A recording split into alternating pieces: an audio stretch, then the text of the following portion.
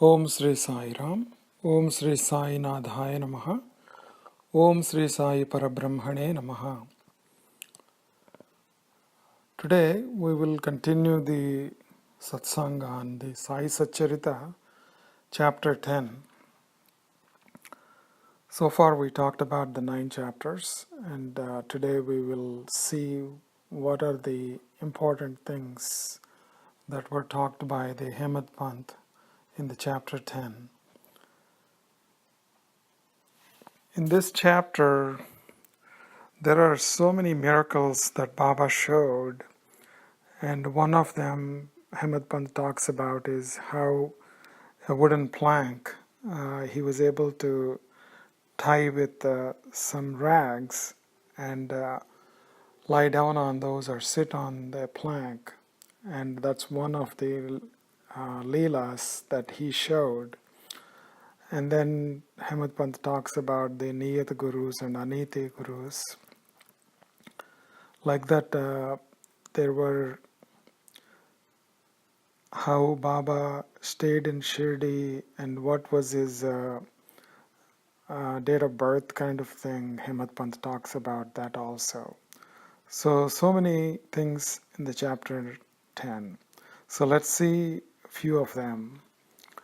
First, Hemad Pant talks about Baba's personality, where he says that Sai is the embodiment of the permanent bliss. His mind is without any doubts. Whenever you are in the self-realized state, that is Atmasthiti, and basically your mind does not exist. So most of the things that are done are based upon the circumstance, whatever is going on at that time. That's why his mind was without any doubts. And Baba is the incarnation of the resignation. That means, like he had no specific pleasures that he wanted to achieve or run after. His regular behavior or disposition is kind of based on the conviction of the illusory nature of the pleasure and pain regarding the body. According to him, these were the wanderings of the mind. Like we have in dream, when we get up, when we wake up, the dream seems to be unreal. But in the dream itself, it was real. Therefore, he has kind of warded off the illusion and reached the state of emancipation. When Baba sees the worldly attachment of his disciples, like ourselves, sometimes we run after things, or most of the time we run after a lot of worldly objects, and his heart melts with pity, and he worries day and night how to remove those bonds and how to protect us from running towards those objects and turn towards God. His whole nature is one with the Brahman. He is the real. His greatness is imperceptible. He is the Brahman. Brahman means Supreme God, the Great One who can take you across the worldly ocean. Though living in this perishable body, Baba was never entangled in the bonds of the body. He is beyond the body. Outwardly, he appeared that he's doing everything, but inwardly, he is without a body. Such a person is truly liberated, though they are existing in a body. So these are the souls who are called self-realized souls. Next, Hemad Pant describes how Baba used a plank to sleep. Nana Sahib Dengle was a staunch devotee of Baba, and he gave a wooden plank so that Baba can sleep on it. And roughly this plank was like 4 cubits in length and only a span in breadth.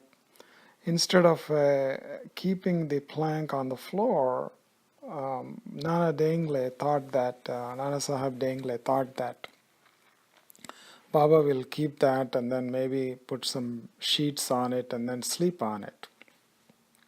But Baba, what he did is, he tied it like a swing to the rafters of the masjid with old shreds or rags, and then he started sleeping on it. The rags were so thin and worn out that people wondered how can the weight of the Baba or even weight of the plank can hold. So let alone the weight of the Baba, right? But somehow or the other, it was Baba's sheer Leela that these rags sustained the plank and the weight of the Baba also. And not only that, there was not enough space to even sit on the plank. So Baba lighted some kind of earthen lamps, and one in each corner, and kept them burning the whole night. And it was a sight for the gods to see Baba sitting or sleeping on this plank. It was a wonder to all, and how Baba got up and down the plank. Out of curiosity, many careful observers kept watching and how Baba is going to get down or get up. But nobody was able to see that. As crowds began to come more and more, Baba got vexed with it, and he broke the plank into pieces and threw it away. Baba had all the 8 Mahasiddhis at his command. He never practiced nor craved for them, and he was natural. So Sri Sai Baba is addressed as Yogi Raja. So nothing is impossible to him. We also can look at all these Mahasiddhis and different kinds of siddhis that you can attain when you reach to the perfection in the yoga. So Patanjali Yoga Sutras describe these siddhis in different chapters. There are Astamahasiddhis, which are Anima, Garima, Laghima, Prapti, Prakamya, Isitva, Vasitva, Kamavasayata. Of these, Laghima means having the lightest form. You do not carry any weight, and you are almost like cotton. Baba also showed Anima Siddhi, which means, he became the smallest of the smallest. And sometimes we saw him as a fly or a mosquito or some other form. And Shirdi Sai showed his leelas to help the devotees either to get rid of the past karmas or advance them in the spiritual path. But he never used these kind of siddhis without any reason. Nana Sahib Dengle was very fortunate that Baba used this plank that was given by him. If we all remember Satcharita, Baba used to rub some coins to get rid of some karmas of his devotees.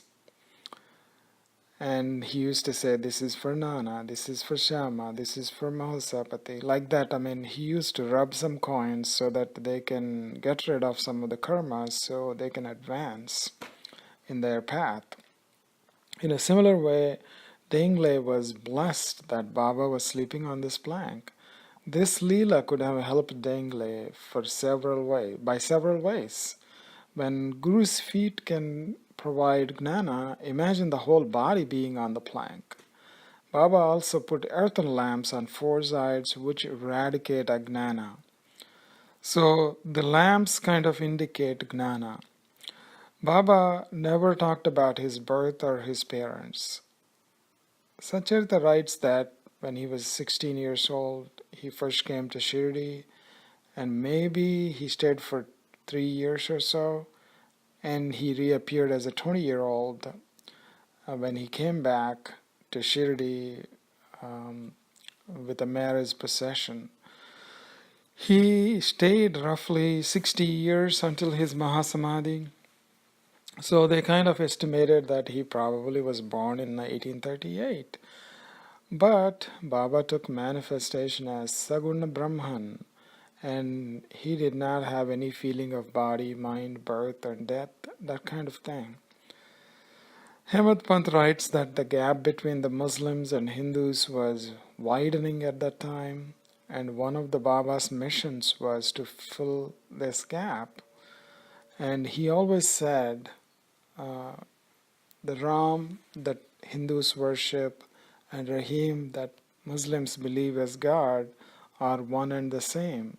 So he wanted to fill this gap so that, and that's why we never knew whether Baba was a Hindu or Muslim or some other religion, because he's beyond religion. God, we can't tie God to one religion, because if we tie to one religion, he's limited, he or she is limited. So we cannot say that way. Baba is the same. We cannot tie him to one religion or the other. Then Hemad Pant talks about two types of gurus. One he calls Niyata Guru and Aniyata Gurus. The Aniyata Guru stresses on the development of the divine qualities and purification of the mind. These are the only things that an Aniyata Guru can grant. That means they can show the path of the moksha, and they can teach you what is Atmagnana means, and they can help you to purify your mind. Whereas Niyata Gurus like Baba, Supreme Gurus, Parama Gurus, what they can do is they dispel the dual nature, that is twofold nature of the self, and they make you feel or experience the Aham Brahmasmi feeling or kind of expression, and so that you are yourself the Paramatma. Understand Sai as the Niyata Guru, who can take you across the worldly ocean. Whatever qualities we describe for divinity, usually they say that God has 6 qualities. And all those 6 qualities, Baba had them. He was so humble, and once he said, I'm slave of slaves, I am your debtor, I am satisfied with your darshan, I am an insect in your excreta. These are very, very humble words. Nobody ever can say these kind of things. But Baba was able to do that. Baba was not attached. He was the Supreme Being turned towards his self. And his anger, desire towards the objects were not at all there. They were put to rest. He was free from desires and attachments. And he completely achieved his mission through this way. And his state of liberation was such that he regarded the sense objects also as Brahman. He is beyond good deeds and bad deeds. He is the abode of complete repose. That's why called as Samardha Sadguru. Baba showed his humbleness through an incident when Nanavali asks him to get up from the seat he was sitting. He gets up and let Nanavali sit. After that, Nanavali gets up and falls on Baba's feet. This incident also reiterates Baba's divineness and humility. At the end of this chapter, Baba talks about the importance of the satsang, holding on to the good company of the Guru, and virtuous is the most important thing. Simple, by saying Sai Sai, we all be able to cross this worldly ocean. We should have no doubts about this. These are the profound words of the Sai. So, we have to remember that Sai just told us that if we just keep saying God's name all the time, we can achieve and cross this worldly ocean. And there should be no doubt about this. And these are the profound words of Sai, right? He always talked about how good is the satsang. Satsang is the most important thing in our life. If we go with the people who are not in the right path, of course, that's going to lead us to the bad and undesired paths. And satsang is the only thing which can destroy the bodily attachment and take us towards the moksha. It is the satsang that breaks the cycle of birth and death. And it is the satsang that gains the treasure of supreme energy and separates one from the worldly ties immediately. In this way, in the chapter 10, Baba talks about the value of the satsang and how important it is. So, Sai Bandhus, with all these things put together in the chapter 10, when we observe from the beginning to the end, it is like, first, what are the gods, how they manifest. Like we talk about before Srishti happens, this Vishnu was lying on the Sheshatalpa, and that is like Baba lying on this plank. And then thereafter, Hemad Pant talks about how the Baba's advent in the Shirdi and the years that he spent. So in a way that first there is Vatapatra Sai, and then this huge Srishti comes along, and with that Srishti, the Paramatma has to express himself as Saguna Brahman. So Baba is a Saguna Brahman in that way. So while describing all this, and then he talks about the Niyat Gurus and Aniyata Gurus. This way, he also shows God's qualities. What are the God's qualities? And because we worship different deities with the different qualities, but Guru has all the qualities like Paramatma, like Vatapatra Sai, like Vishnu. So in a similar way, he talks about all those things. In the end, you found a guru, and you have to continue with the satsang of the guru. So this is the essence of the chapter 10. And if we can all learn and read every time when we do Parayana and understand these principles of the chapter 10, our lives will be much better, and we will advance in our spiritual path. So with this, we will conclude today's satsang, and we will talk about chapter 11 in the next satsang. Om Sri Sai Ram, Om Sri Sai Nadhaya Namaha, Om Sri Sai Parabrahmane Namaha, Om Sri Sai Nadharpanamastu, Om Sri Sachidananda Sadguru Sainath Maharaj Ki Jai.